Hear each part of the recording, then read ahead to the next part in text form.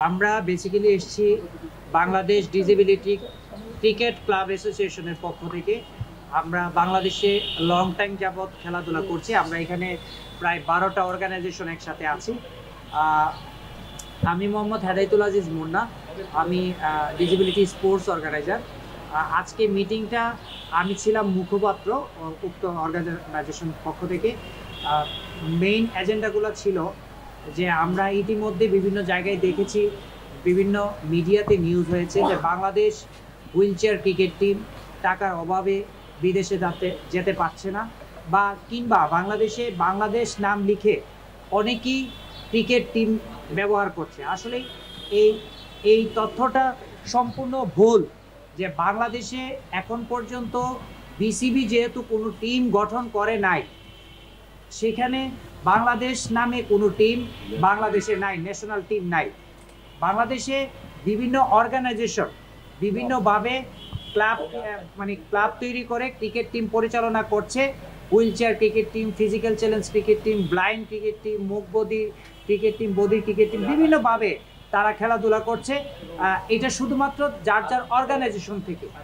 কিন্তু বাংলাদেশে আমরা আমাদের প্রাণের দাবি দীর্ঘদিনে যে বাংলাদেশের জাতীয় টিম গঠন করা হোক, এবং বাংলাদেশে একটি জাতীয় হুইল চেয়ার ক্রিকেট টিম হোক, ফিজিক্যাল চ্যালেঞ্জ ক্রিকেট টিম হোক, ব্লাইন্ড ক্রিকেট টিম হোক এবং অন্যান্য ক্রিকেট টিম হোক। এই দাবি নিয়ে আমরা আজকে বোর্ডের সম্মানিত ডিরেক্টর জনাব আকরাম স্যারের সাথে আমরা মিটিং করেছি, এবং আমাদের সম্মানিত সিও স্যার বিসিবির নিজামুদ্দিন চৌধুরী স্যার, উনিও উপস্থিত ছিলেন।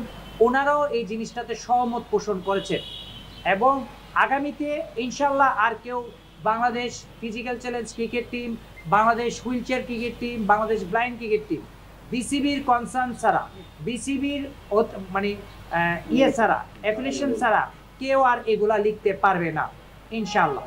এটা ছিল আমাদের প্রধান দাবি। দ্বিতীয়ত দাবি ছিল, আমরা স্বাগত জানাই বাংলাদেশ ক্রিকেট বোর্ডকে। বাংলাদেশ ক্রিকেট বোর্ড তথা বিসিবির যে ফিজিক্যাল চ্যালেঞ্জ উইন্সের সম্মানিত চেয়ারম্যান জনাব আকরাম খান স্যার আমাদের জন্য দীর্ঘদিন যাবৎ পরিশ্রম করে যাচ্ছেন, সংগ্রাম করে যাচ্ছেন। আমাদেরকে নিয়ে তিনি ওন করেন আমাদেরকে। উনি সবসময় আমাদেরকে একটি কথা বলেন যে তোমাদের জন্য আমি যদি একটু হলে কাজ করে যেতে পারি, ইনশাল্লাহ আমার আত্মাটা শান্তি পাবে। ওনার একটাই লাভ, ওনার আত্মার শান্তি। উনি আমাদেরকে এগিয়ে নিয়ে যাচ্ছেন, নিশ্চয়ই আরও বেশি এগিয়ে নিয়ে যাবেন। এই জন্য উনি একটি নতুন প্ল্যান করেছেন যে বিসিবির মাধ্যমে রেজিস্ট্রেশন হচ্ছে ক্রিকেট বোর্ডের অধীনস্থে বাংলাদেশে সব ধরনের খেলার প্লেয়ারদেরকে রেজিস্ট্রেশনের আওতায় নিয়ে আসছে। তখন প্লেয়াররা বাংলাদেশ ক্রিকেট বোর্ডের অধীনস্থে চলে আসবে।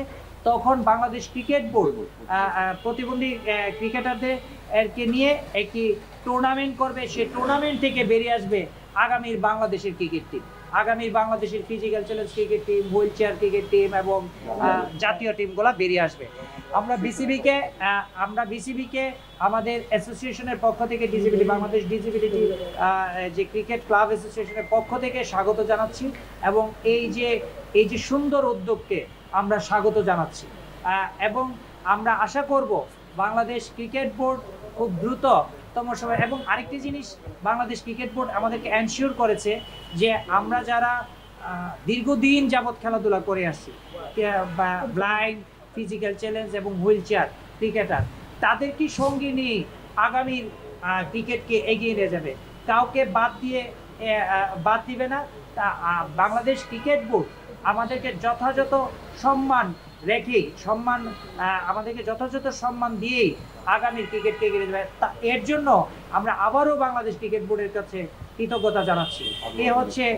এই হচ্ছে আমাদের মূল কথা, যে বেসিক্যালি বাংলাদেশ লিখে Bangladesh wheel chair cricket team, Bangladesh physically challenge cricket team, Bangladesh blind, এইগুলো লিখে যে একটি যে প্রচারণা, এগুলা এই যে একটা কনফিউশন তৈরি করা, যে আসলে যেখানে বাংলাদেশি ক্রিকেট টিম বিসিবি তৈরি করে নাই, সেখানে কোনো ব্যক্তি তো আর তৈরি করতে পারে না।